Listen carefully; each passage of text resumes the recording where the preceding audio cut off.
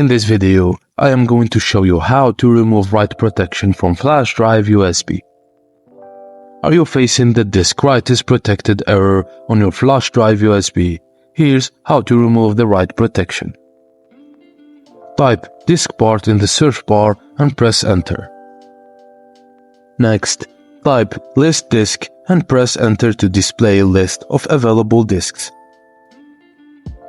Identify your flash USB by its size.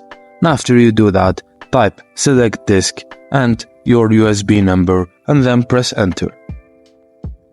After that, type attribute disk and press enter. If write protection is enabled, you'll see read-only attributes. Type attribute disk clear read-only and press enter to remove write protection.